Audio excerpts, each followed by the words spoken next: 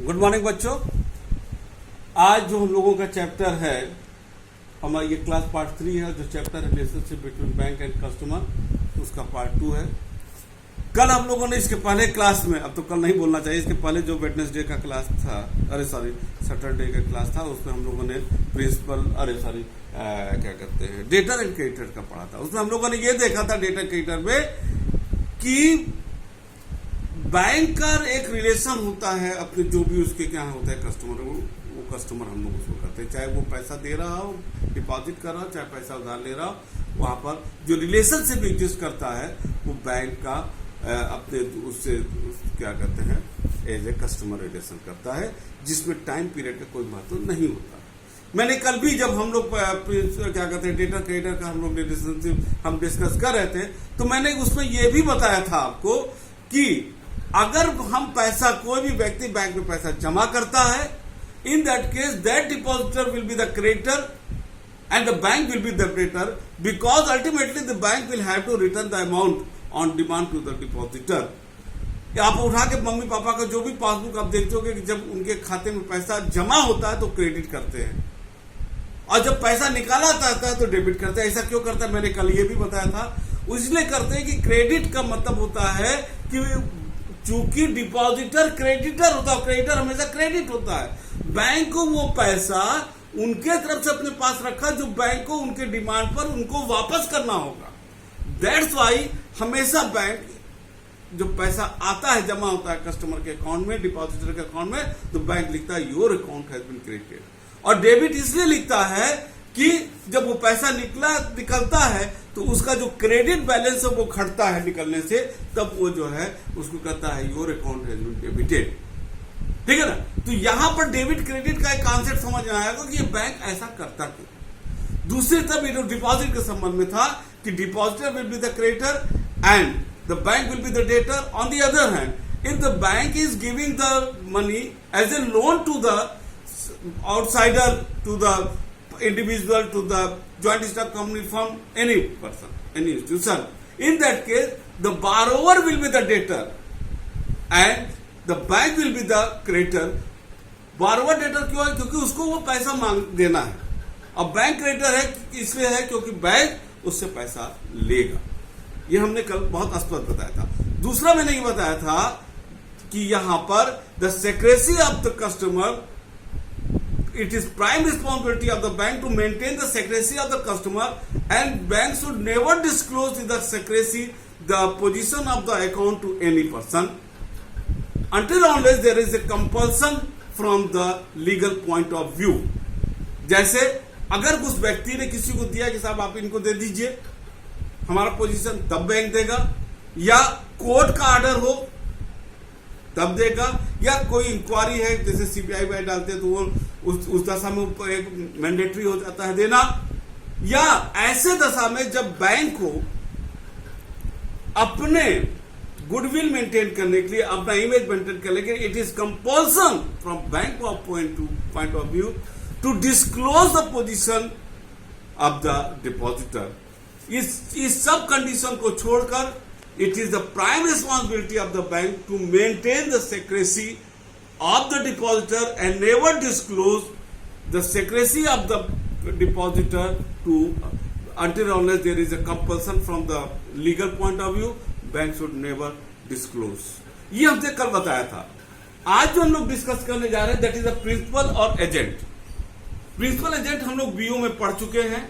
इसका मतलब होता है, प्रिंसिपल का मतलब होता है जो ओनर, एजेंट का मतलब होता है रिप्रेजेंटेटिव। उसमें मैंने देखा कि रिप्रेजेंटेटिव जो होता है वो एज ए प्रिंसिपल का वो सारा काम करता है, और and all the act done by the agent that will be treated the work done by the principal, and all responsibility of the agent will rest in the hands of the principal. उसको responsibility principal के ही हाथ में होगी। अब यहां पर क्योंकि जो बिजनेसमैन होता है ना तो उसके पास एक्सपर्टाइज है ना टाइम है, एक्सपर्टाइज है भी तो टाइम नहीं है कि वो तमाम चीजों को खुद कर सके। Bank being the formal institution and expertise institution being provide so many services apart from the depositing money and lending the money. Bank provides so many services to its customer as a agent.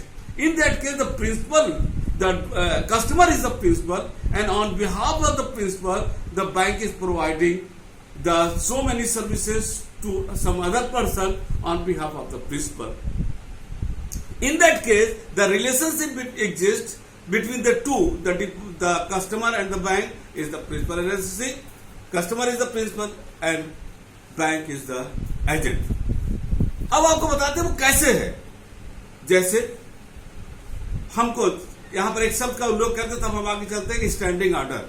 आप लोगों ने bill of exchange BRS में, bank reconciliation statement में आपने पढ़ा होगा standing order. Standing order का मतलब होता है कि once it has been given once a time, it will be implied condition कि वो ऑटोमेटिकली वो हमेशा उसको दिया जाए. जैसे मैंने कहा कि भैया हम 1000 का आरडी खोल दिए हैं, अब हमने एक बैंक को बोल दिया कि आपका 2000 का आरडी है, आप काट लीजिएगा, इनको दे दीजिएगा 2000. अब हमको हर महीने जब तक हम रोकेंगे नहीं, बैंक ऑटोमेटिकली उसको देता रहेगा. This is a standing order.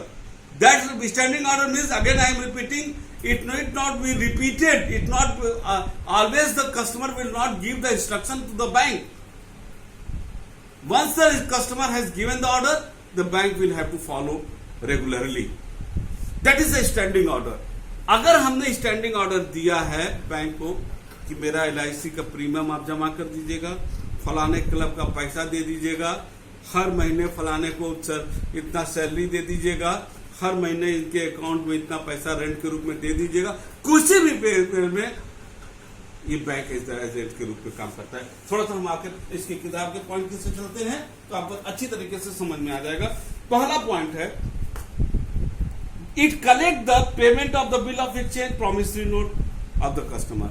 On behalf of the customer, bank जो भी पैसा बाहर से आ रहा है bill of exchange promissory note का, बैंक उसको on behalf of the customer उसको रिसीव करता है. यहां एक चीज बता दे, जो भी इस टाइप का एजेंसी का काम करता है बैंक, उसके लिए बैंक क्योंकि जैसे एजेंट कमीशन लेता है, similarly bank also receive the commission.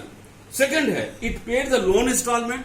अगर आपने EMI लिया है तो बैंक ऑटोमेटिकली हर महीने आपका अकाउंट डेबिट कर देगा, इंटरेस्ट डेबिट कर देगा. आपको कॉन्ट्रीब्यूशन, आपको कहीं कुछ पैसा देना है, इंश्योरेंस प्रीमियम देना है, टैक्स देना है, कस्टमर के बिहाफ पर bank automatically as per the standing order of the customer bank will credit.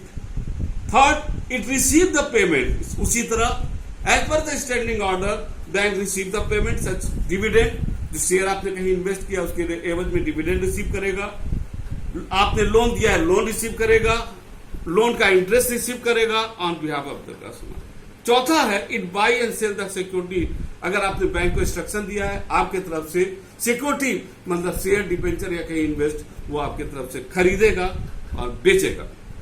पांचवा, it transfer fund from the one branch to another and from one place to another. आप cheque और bank के draft के through आप bank को order दोगे तो bank एक ब्रांच से दूसरे ब्रांच या एक जगह से दूसरे जगह आपका पैसा ट्रांसफर कर देगा या वहां से पैसा रिसीव कर लेगा. छठा, it may act an agent as representative of customer in certain matter as per the direction of the company.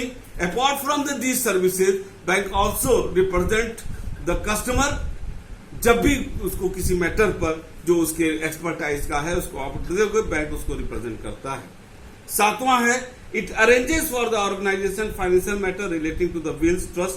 साथ ही साथ बैंक एक ट्रस्टी के रूप में, विल का मतलब होता है वसीयत, ट्रस्ट का मतलब होता है एक फॉर्मल सेटअप बना दिया जाता है किसी एसेट्स और किसी संस्था के देखभाल के लिए, जिसको हम लोग ट्रस्ट करते हैं.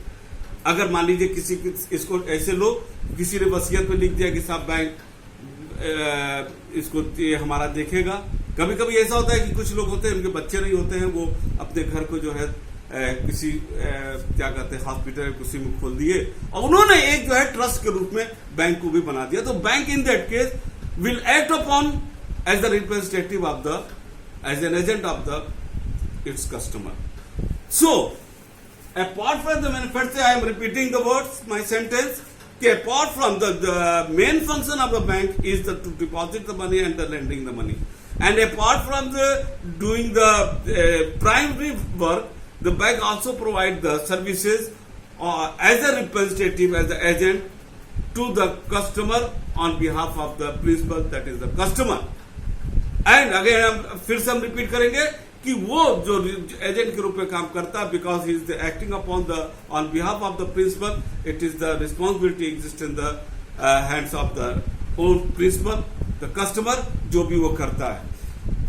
Being the expert institution, bank provides these services because so many experts are there, so many communication and other facilities are available which a customer cannot उसको अपने से उसको कर नहीं सकता, cannot do it because so many technical problem. Bank expert होने के कारण उसको करता है. That's why bank provide all these services which I have mentioned earlier as an agent. और उसके लिए उसको एक प्रॉपर जो भी उसका एक कमीशन होता है, जो बैंक का एक प्रॉफिट होता है, वो बैंक प्रोवाइड करता है. मेरे ख्याल से ये भी समझ में आ गया होगा. ये आपका था सेकंड वाला, the principal agent relationship. Next class में हम आपको बताएंगे बेली एंड बेलर क्या होता है, और वो आपका तीसरा लास्ट क्लास होगा जिसमें बेली बेलर के अलावा एक सम अप पॉइंट देंगे कुछ, जिसके साथ हमारा क्लास समाप्त हो जाएगा. मेरे ख्याल से आपको प्रिंसिपल एजेंट का समझ में आ गया होगा. इसी के साथ नेक्स्ट क्लास तक के लिए थैंक यू.